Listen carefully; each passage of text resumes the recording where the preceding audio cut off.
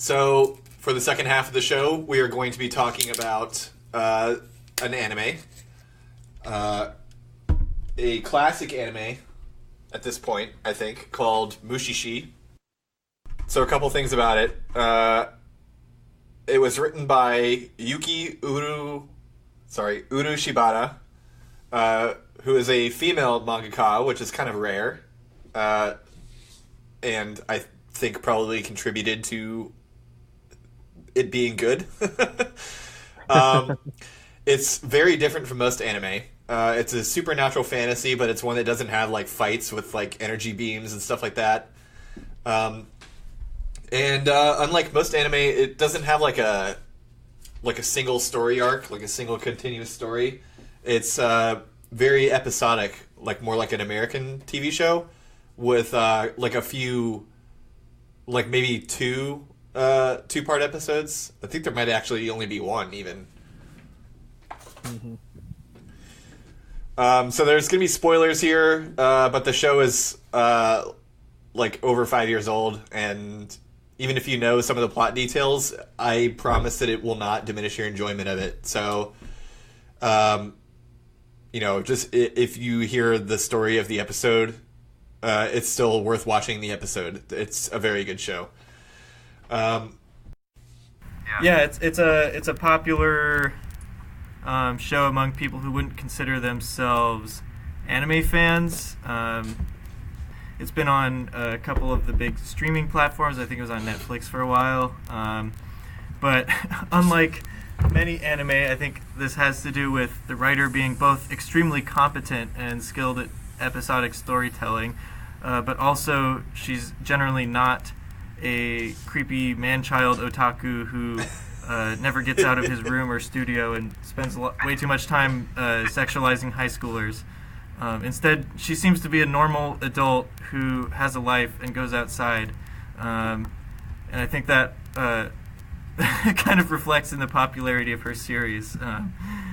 People can relate to it instead of the usual crappy fan service, over-sexualization, and like extremely self-referential otaku culture references. And even in a lot of cases, the show really doesn't rely on any sort of historical or cultural references for the plot, besides just kind of historical period and place being the backdrop for the show. It's set in Japan in like the 1800s, but it could basically take place anywhere at any time. Yeah, it's supposed to be a fictional period of Japanese history between the Edo period and the Meiji Restoration, because they have elements of both isolationist feudal Japan and internationalist industrial Japan.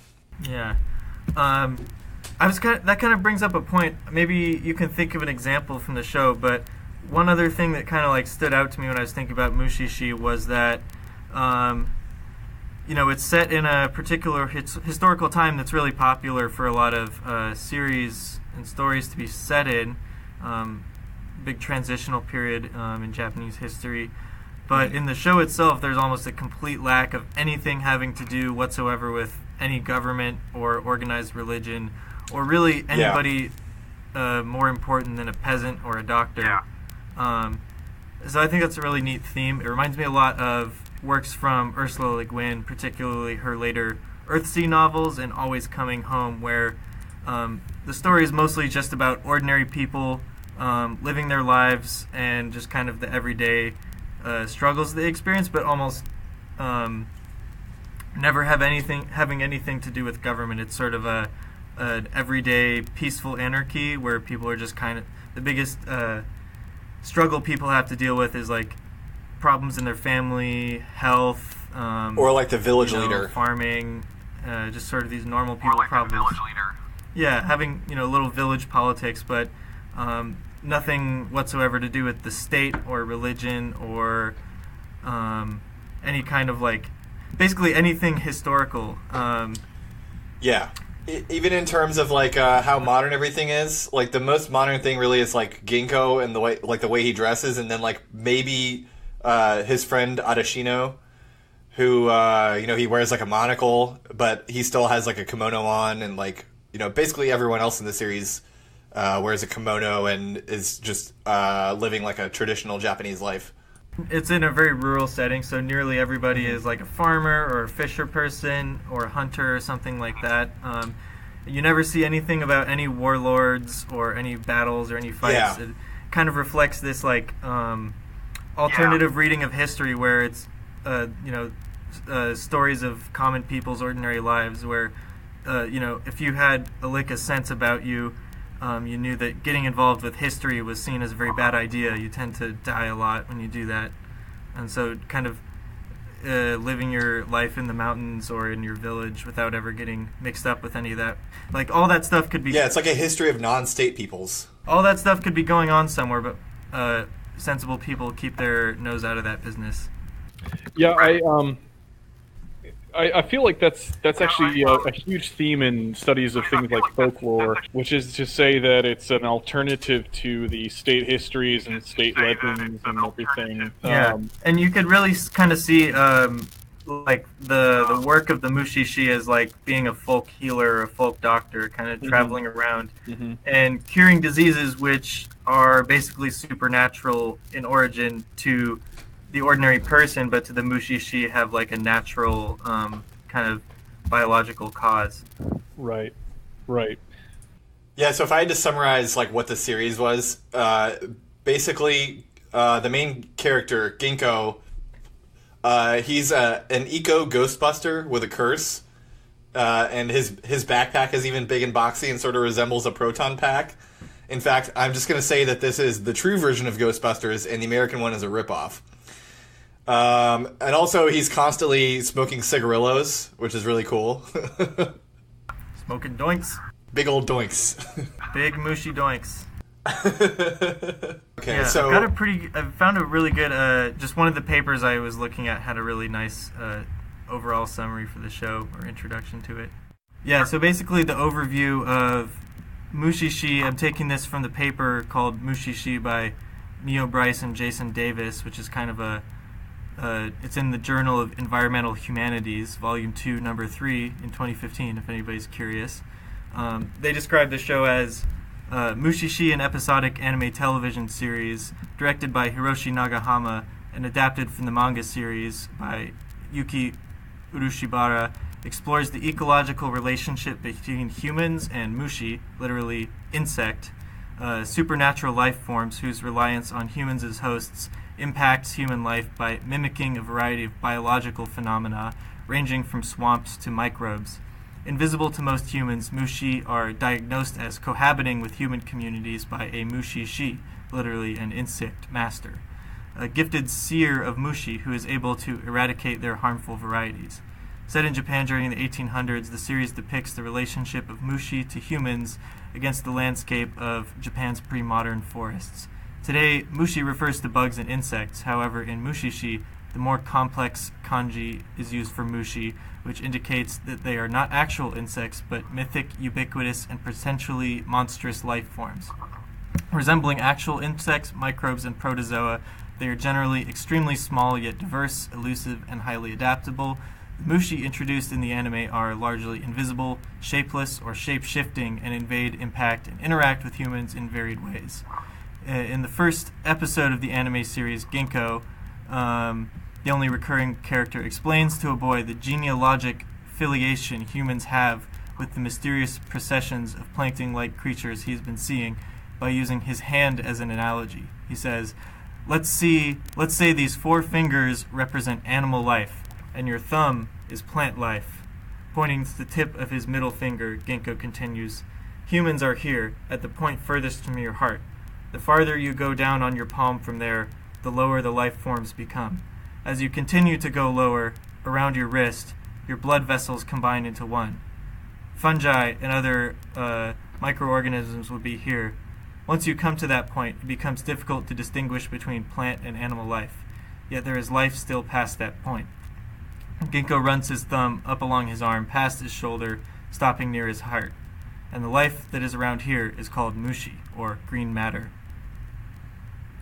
So it's a really interesting metaphor of like kind of a supernatural organism, but connected in basically what's a phylogenetic tree.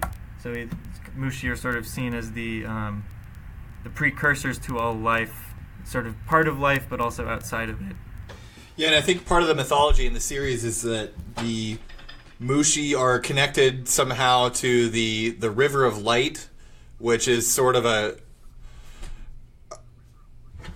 like a giver of life that is really important to ecology, because there's like several episodes in this series that deal with I can't remember what it's called, but it's like basically a point where the River of Light is like extremely strong and kind of wells out of the ground and leads to like really like fecund ecologies, especially like around mountains and stuff.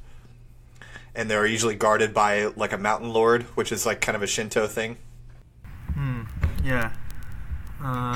The River of Light in Mushishi is basically the Force. Yeah. I have a full episode summary. I did want to talk about one episode in particular that I thought was especially good and warrants like a full summary.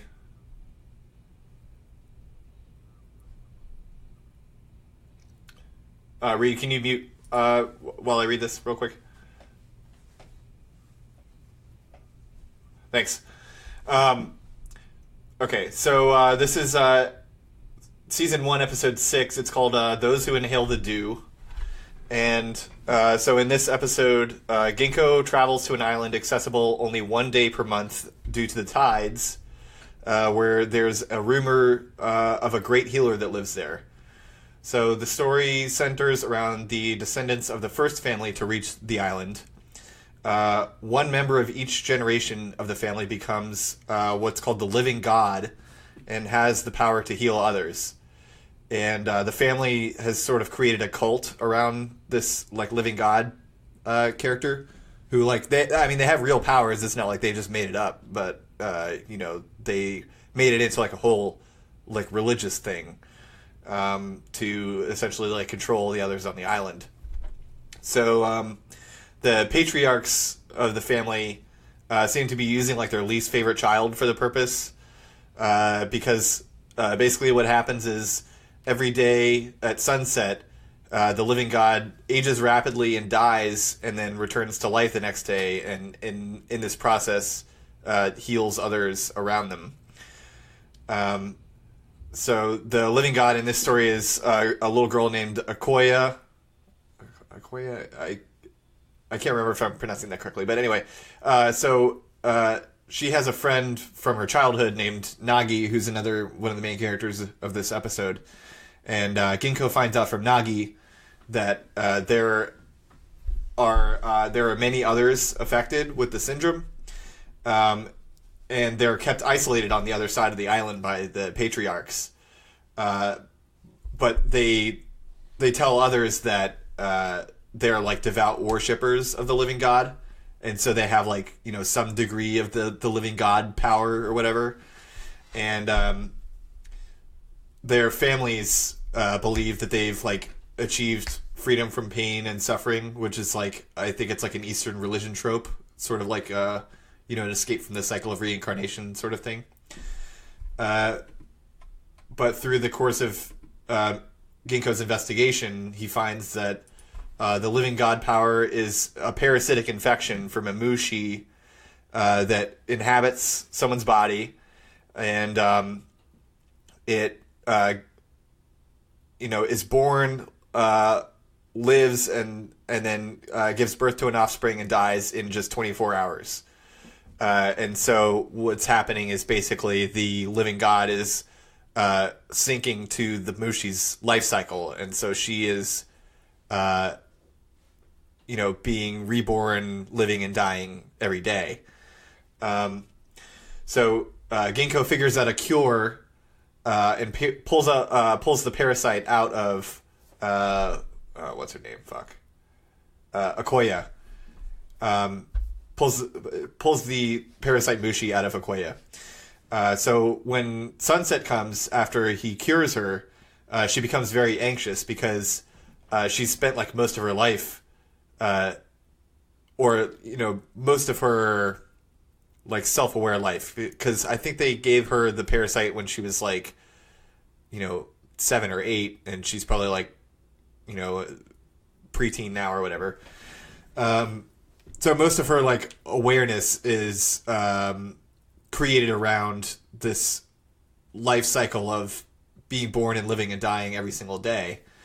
So she becomes really anxious because every night she knows that she's going to die and heal a bunch of people and then be reborn the next day, which is like the ultimate like degree of certainty that you can have with life. Like, she had no fear of mortality whatsoever because she knew that she would come back, and she had no fear that her life would be meaningless because she knew that she would just heal everyone around her. But with being cured, now she's a normal mortal, and she doesn't have that certainty of curing people every day and that being her life's purpose. So she just like experiences this massive existential crisis, which is probably the scariest thing you could experience, I think. So Ginkgo suggests that the reason behind this is that this theory that I've heard before as well, that all living creatures, all animals with hearts, all creatures with hearts rather, share the same number of heartbeats and just live at different rates. So like turtles' hearts beat slower, and mice hearts beat faster, but they have the same number of heartbeats over their total lifetime. And that gives them a different frame of reference for time. So like we normally think of a short life as a tragedy, but for the living God, long life is a horror. So they investigate further and discover that the source of the Mushi is a flower that grows inside a cave accessible only during the week the tide has receded around the island. So the whole thing about the island being inaccessible, part of that is there's this special cave that you can only get to during like one day of the year or something like that. I don't know. Anyway, so Ginkgo and Nagi go to destroy the flowers to cure the infection. And Okoye tells some of the townspeople about the flower and the secret behind the living god, and asks them to help her save Nagi, who she thinks is in trouble from her father and the other patriarchs of the family. So her father follows Ginkgo and Nagi to the cave with a couple of his goons to kill them, to cover up the truth. And so the villagers are walking up to the cave with Okoye just as the patriarch is stashing one of those flowers in his yukata to turn someone else into the living god if Okoye didn't work out, or turn her back if they could. And they basically just murder his ass, which is pretty cool. So Ginkgo and Nagi find Okoye over her father's body just as she has taken out the flower from his kimono, or his yukata, sorry, and smelled it to turn him back into the living god. And this time the parasite burrows so deep that she cannot be cured anymore.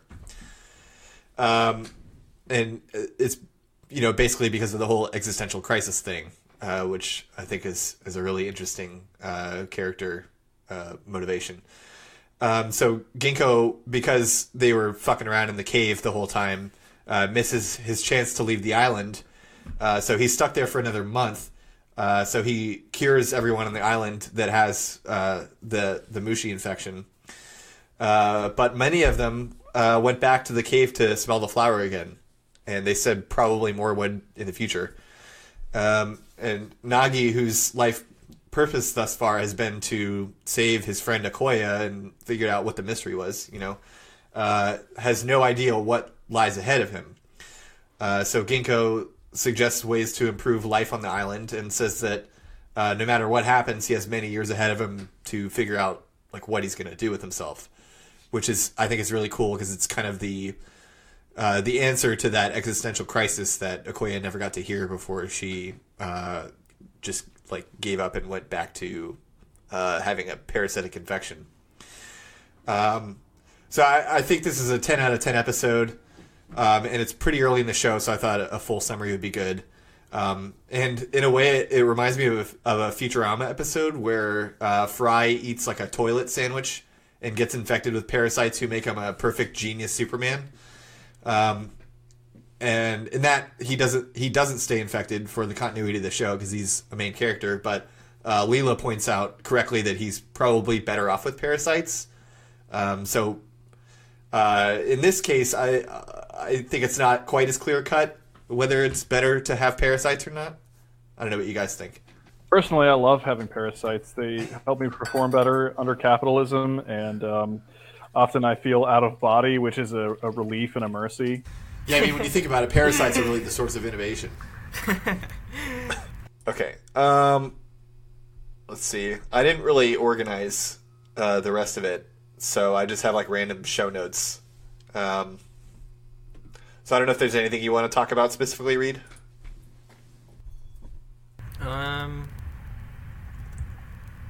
Yeah, I mean, I just think that episode in particular is a really great example. It's just like fantastic story writing. It's like an existential novel in a 30-minute show about a guy wandering around curing diseases. And it's basically every episode is like that in some way, which is why people like this show so much. You can put on any episode at any random point and get something like that out of it. Yeah, there's so many ethical conflicts in this show, which is, I think, part of what makes it really good. There's one episode that I have here that's pretty strongly related to Minamoto disease. It's season 1, episode 10, The White Which Lives Within the Inkstone. And the basic story of that one is this woman,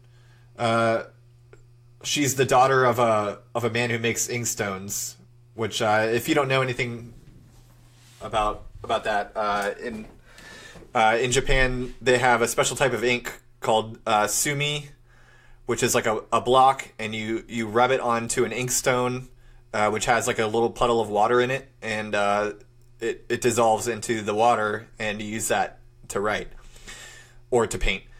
And so this woman is trying to carry on her father's legacy of being like a master inkstone maker, and so she tries for a long time to make an inkstone as good as something that he did, and she's unsuccessful at first, and then she finds this like really beautiful stone and gets like really into making an inkstone out of that piece of stone that she found. But as it turns out, the stone is actually a mushi that is essentially like it's like a cloud mushi, and it normally, if I remember correctly, it normally like sucks moisture out of the air. But if it doesn't have any moisture to suck out of the air, then it becomes dormant and eventually turns into a stone. And so she found the stone form of it and then carved it into this inkstone. And so when you put water onto it and then rub it, the mushi dissolve into the water and like suck it out of there, but then also like get released into the air, and people are able to like inhale it and get some sort of disease from it. So basically, to rephrase the story, someone makes and sells a product that kills people, and then has to decide whether to continue to sell the product or to fix the problem behind what the problem that the product caused, rather. And so in this story, Adashino, Ginkgo's friend, who I think I mentioned earlier, he's like a guy who buys and sells like artifacts that are related to Mushi. And so he buys this inkstone, but like a child finds it, like sneaks into it, like a couple of kids like sneak into his warehouse and play with the inkstone and fall ill. And so he and the woman who made the inkstone originally are both like trying to track it down and fix the problem. And prevent anyone further from dying from it, which is obviously the correct choice, as opposed to what Chiso Corporation did, which is as far from that as possible. Should have made more ink stones. Should have profit off it while the iron's hot. There is a quote that I have here that I really like, that maybe we can talk about. It's from the origin story of Ginkgo, and the quote is from the narrator to the story, and I won't spoil who she is in relation to the rest of it, but she says, "You must not let your vision be clouded by fear and anger. There are times when we must simply accept that all things serve a larger purpose. The cycle of life extends beyond what we can see and connects us all in unexpected ways. Therefore, whenever possible, the wise Mushi master chooses understanding over extermination." And I think that's kind of like a repeated trope in the series, where even if Mushi is doing something very deadly, Ginkgo tries to solve the problem without just like killing everything.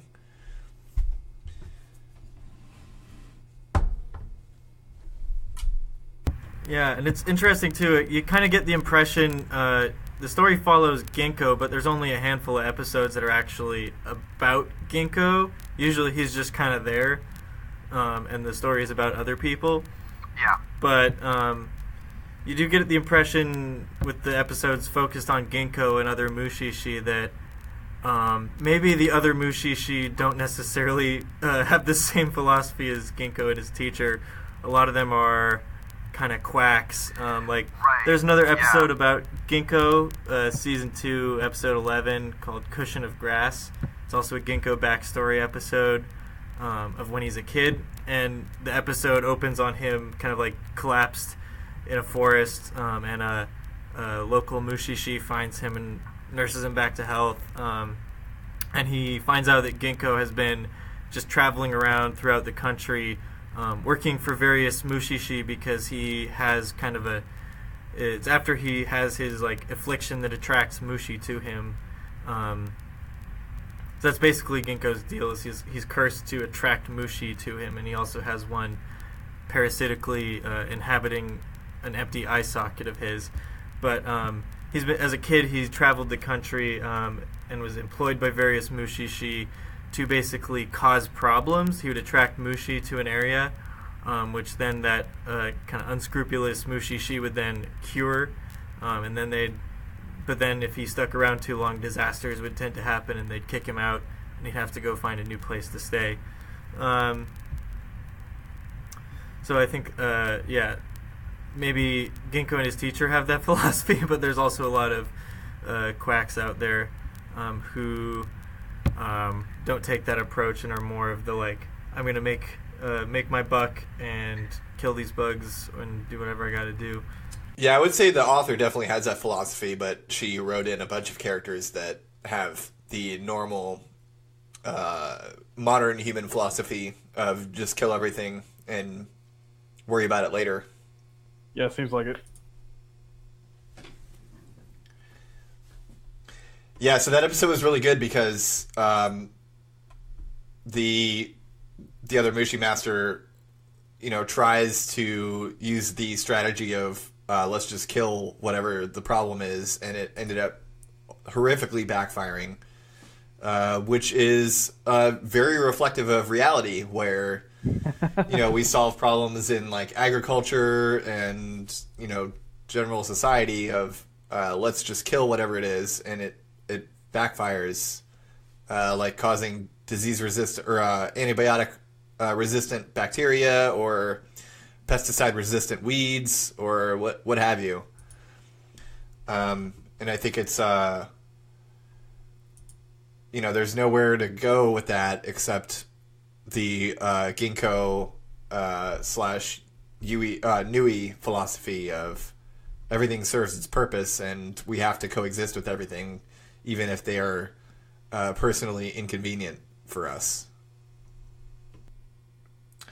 I think another good example of this is a episode 5 of season 1, the Traveling Swamp, where there's a girl named I think it's Io. I think that's how you'd pronounce it. There, I watched the dub this time around, so they probably said Io or something. EO. Yeah. Yeah. So she was like offered as a sacrifice by her village to a swamp. Nice. As part of like whatever primitive love to polytheistic religion. Be sacrificed by my village. Yeah. To the swamp. So it turned out that the swamp was a Mushi that travels underground. So it's like a literal traveling swamp. And the Mushi was like sort of intelligent and could had this weird like telepathic communication with Io. And so it kept her alive and made her its traveling companion. Mm-hmm. So like Ginkgo meets Io and the swamp as it's like nearing this ocean nearby. So as it turns out, the swamp was like traveling to the ocean in order to die. So it knew it was like near the end of its life, or decided to make it the end of its life, and goes into the ocean. And when it reaches the ocean, it's basically like a big ass swamp dumping itself into the ocean. So there's all these like nutrients and stuff that feed all of the sea life around. And so there's like this big burst of life. The fishers of the area are catching like huge amounts of fish and everything. Then Ginkgo notices like at the very end of the episode that even though the swamp's body died, there were also new swamps that were left behind by it. So it died, but it was replaced by its offspring. And, kind of like making a central point of like the life cycle of ecosystems of, just because an individual dies doesn't mean it's gone forever. It lives on in its successors. Yeah, that's yeah. Sorry. Nothing to contribute. So, I'm like, my memory's shit right now. I don't remember whether we already connected it to Minamoto disease, the show. Well, it seems like it's one of those things where there are vectors, but there's also a heavily ecological aspect to it. Reed, you're kind of the expert, I think, on this series and also on the... And also on what we talked about already. Yeah. Yeah, I mean, I think we've connected it pretty well to like an environmental theory of disease. I think that's a really important connection to make in the show itself, and I think, the themes of Mushishi are just like really fucking fecund and ecological as hell. Like, not only is it about understanding that ecological problems are the result of social problems. It's also about kind of understanding that ecologies are self-organizing and tend to kind of be resilient to whatever bullshit humans throw at them. In some cases, that same backstory episode of Ginkgo's I was talking about, he ends up accidentally killing the mountain lord, like the sort of the keystone Mushi of the mountain he's visiting, on accident, and he basically has a crazy acid trip where he goes down to the River of Light and returns its soul to the root of all life itself. And when he comes back, he when he's down there, he considers throwing himself into the River of Light too, killing himself basically, because he doesn't feel like there's a place for him in the world, and that he's just fucked up so irrevocably that there's no going back. And so when but the sort of the Mushi down there end up sending him back. And when he talks to the adult Mushi master, who he's been staying with, he says basically like, the mountain lords and all these Mushi that we see are the flowers, but what you saw down there was the roots. So you can end up killing the keystone species and fucking up this whole ecosystem, and these mountains are going to decline for many years, maybe for the rest of our lifetimes, but eventually they're going to be back, whether we like it or not. It's because as long as the root is still under there, there's still life flowing underneath the land.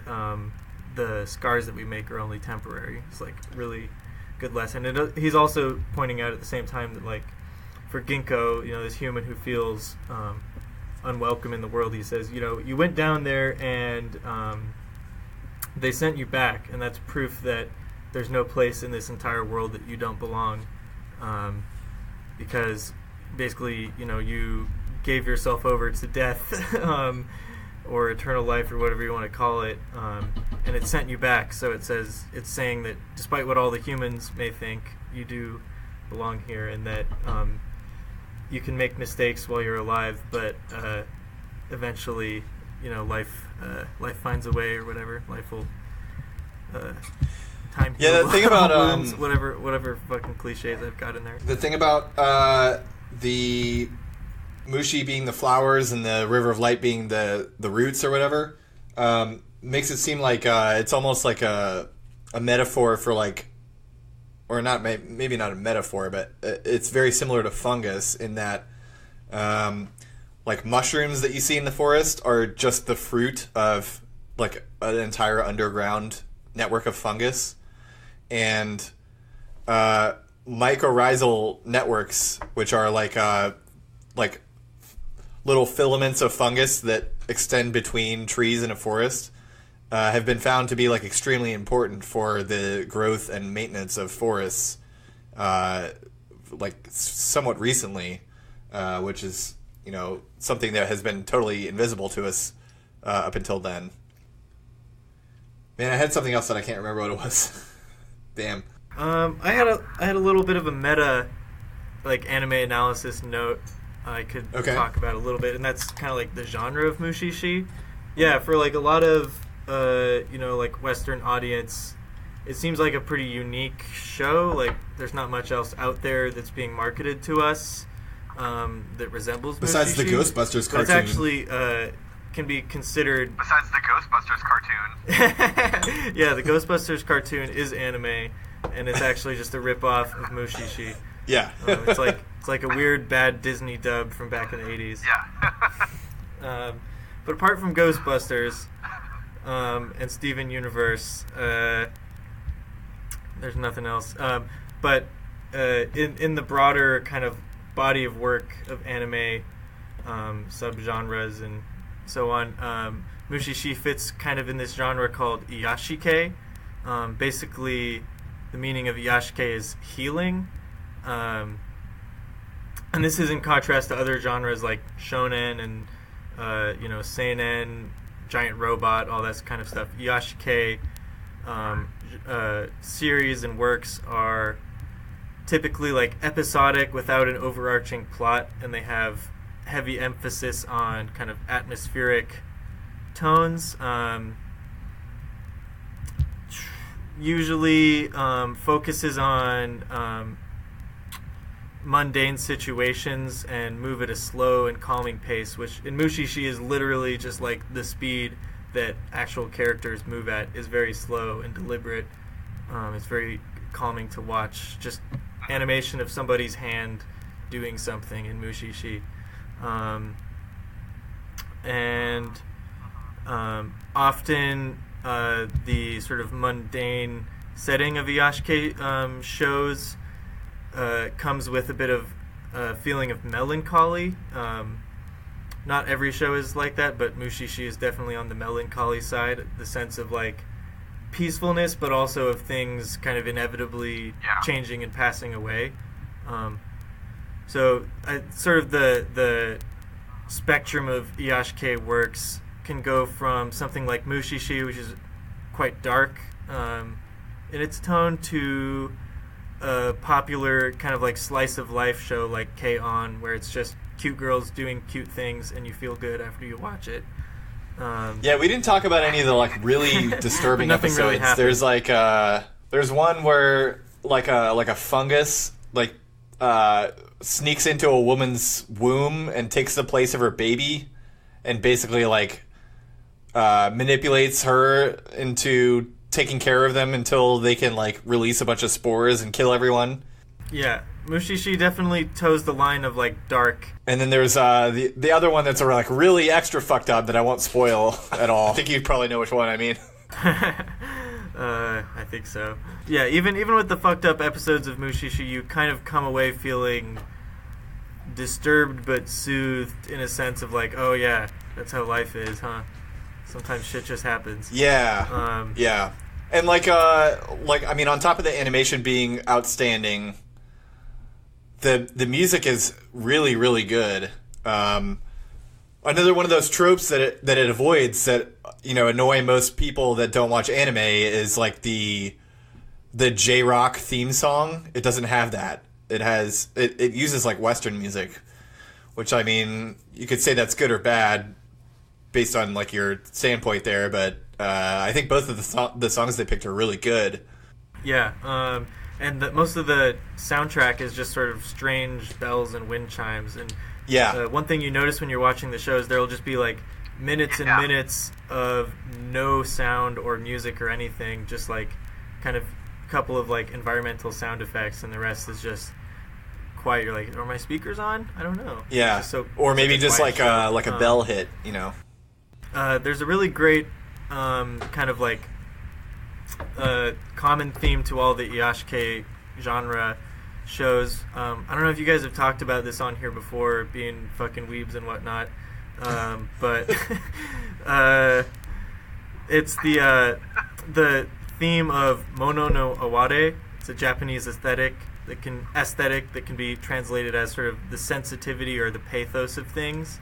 It's a melancholy kind of feeling. It's described as a somewhat bittersweet appreciation of the beauty found in life with the knowledge that everything in it is ephemeral. More specifically, it can be invoked by bringing up the transience of an object or an experience and then expressing appreciation for the topic in spite of, or often because of, that transience.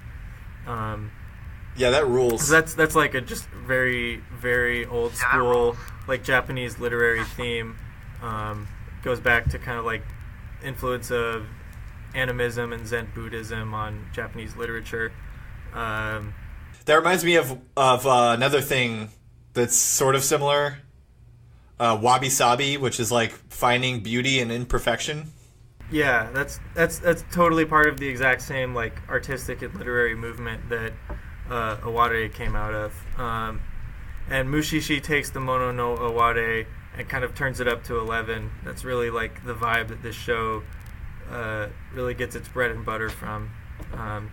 There's other Iyashikei that don't play on it so heavily, but even the ones that are less dark than Mushishi still do it. You know, if it's like in K-On!, just the sense of like, oh, we have this great, you know, just like pleasant, normal high school friendship, but we're all kind of living it out with the sense that, oh, this is going to go away at some point and we're not going to see each other again and our lives will be different. Or another favorite work in that genre of mine is called Yokohama Kaidashi Kikou. The super short summary is it's basically a very peaceful story set in Japan, but it's hundreds of years after the world was totally ravaged by climate change and ecological disaster. Oh, wow. And so most of the coastline and all the cities are totally flooded and gone, and civilization is slowly declining. That's kind of the theme of the show. Is there was never like a big apocalyptic final end to civilization. It's just slowly kind of like fading into the background as more and more things break down and can't be fixed. And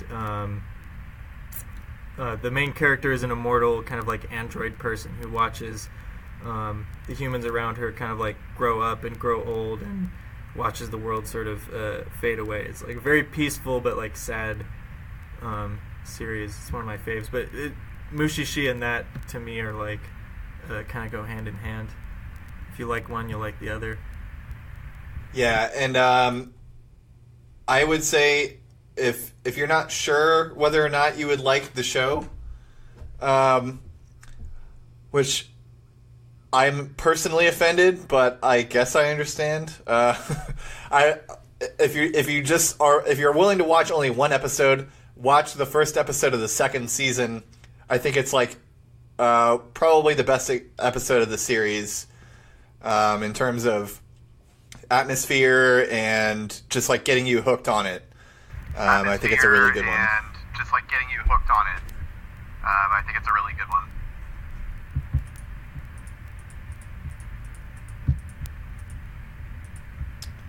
I don't know, do we have anything else? Do we have anything else?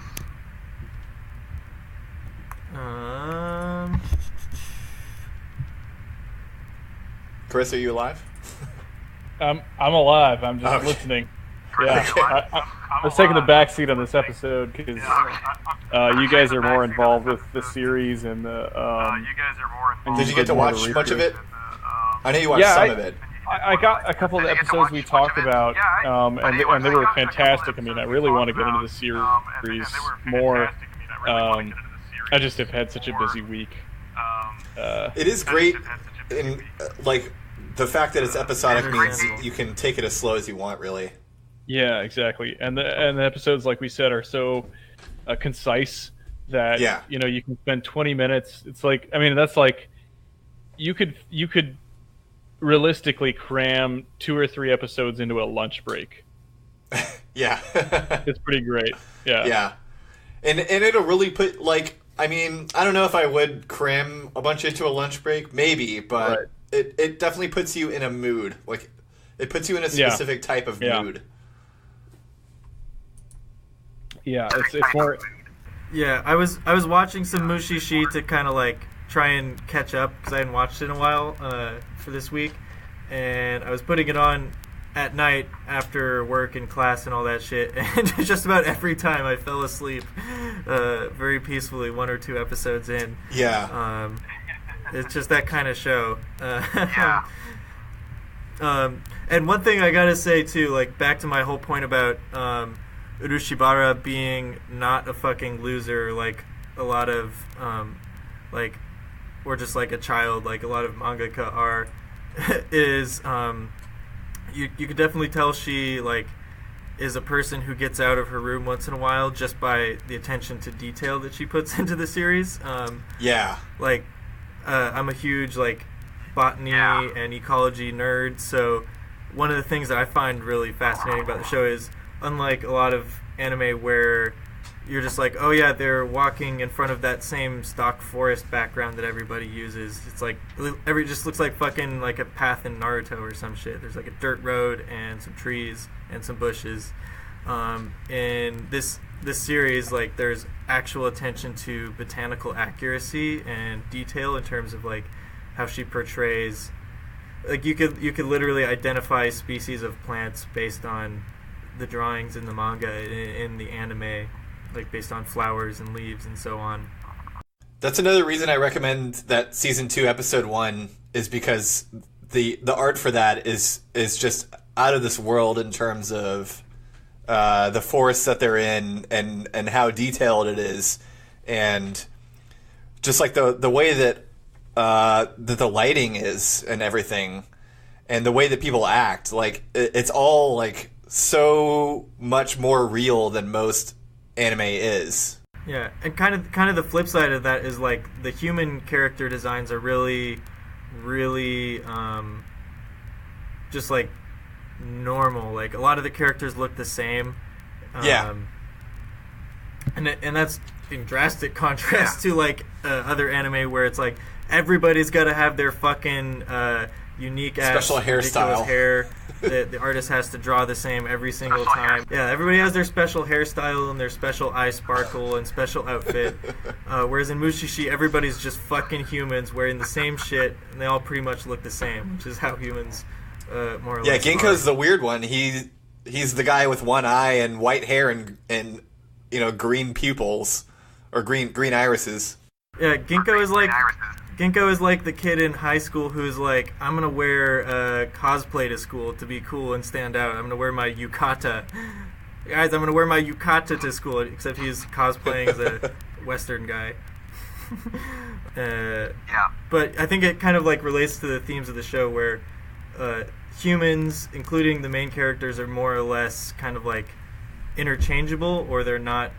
Like the whole show itself is kind of biocentric, it's not anthropocentric in the sense that the show isn't about the humans or about the Mushi exclusively. It's just kind of about the total picture painted by, the ecological interactions of all of them together. And so it's sort of like by not making the humans stand out, you can kind of see them and situate them more easily within a total kind of ecological, social perspective. Yeah, it's kind of like every episode, like it almost seems repetitive, but like the plot is going to be, there's going to be a problem caused by a Mushi, which, it's like, okay, well, that's really formulaic, but at the same time, it's like, that world is infinite, so it's just like a total mystery, like, what is the problem, why is it being caused, and like, why is it that the Mushi is causing it, and how is it fixed? And I mean, it's a lot like a medical drama, but like way more than that in a way, Yeah. In a way. It's like a medical spiritual drama. Yeah.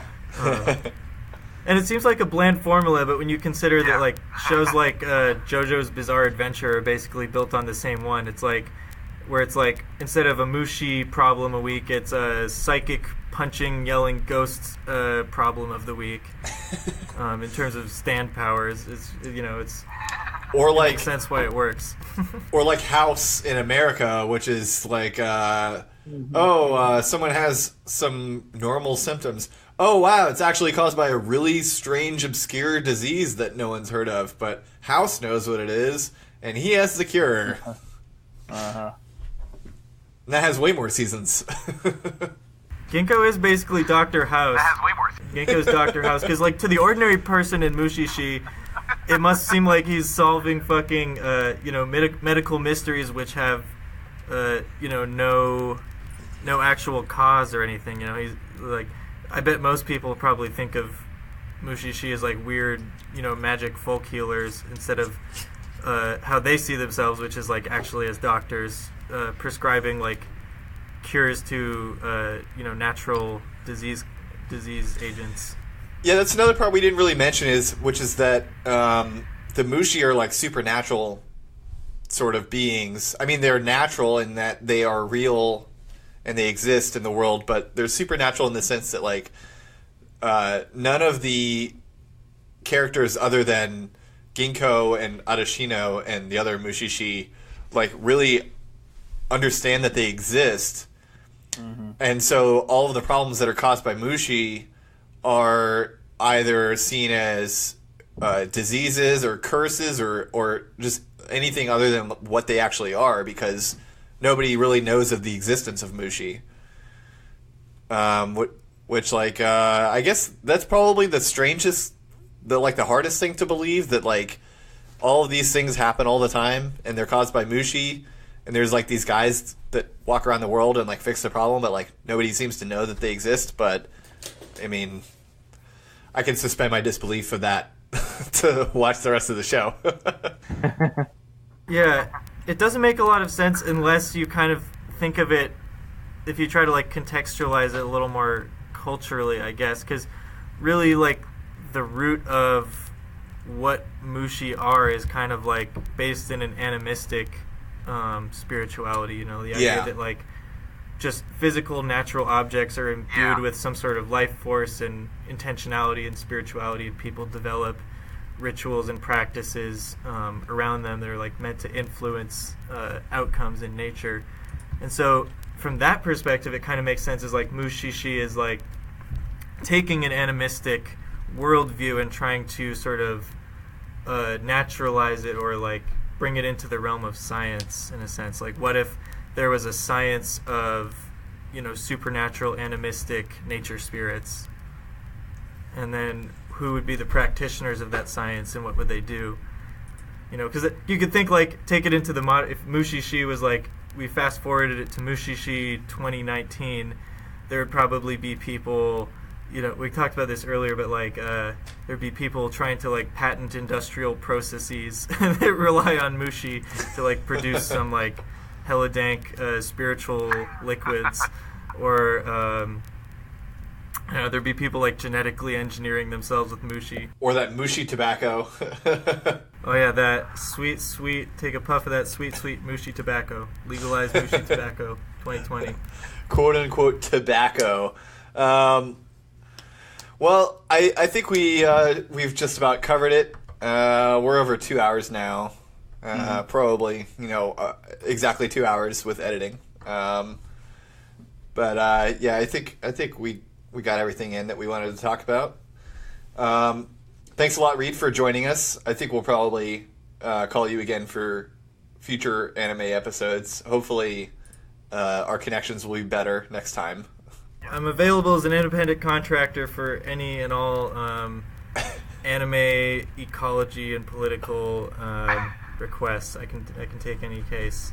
Well, most cases.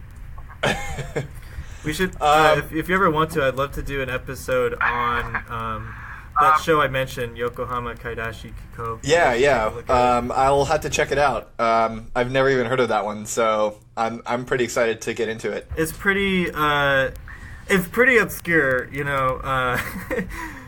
It hasn't been. I don't think it's been officially ever released in English, so you have to like find the fan sub OVAs. Okay. They're on YouTube, and also the manga has been like fan translated and it's online. So you.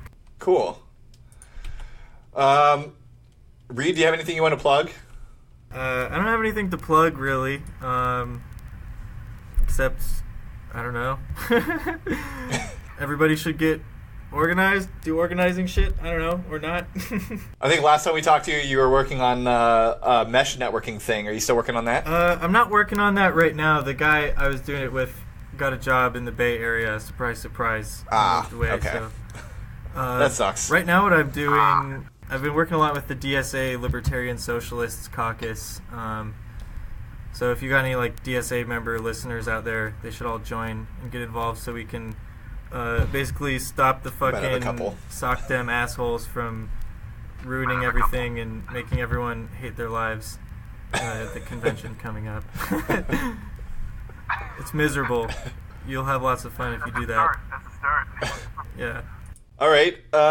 Well, thanks for coming on again, Reed. If you enjoyed this episode, check out our others at neighborsciencepodcast.com.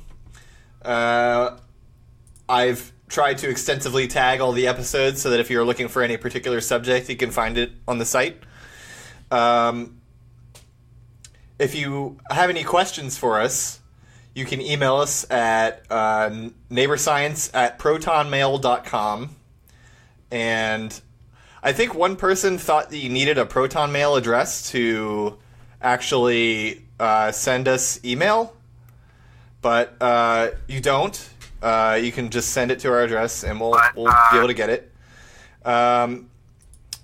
Let's see what else.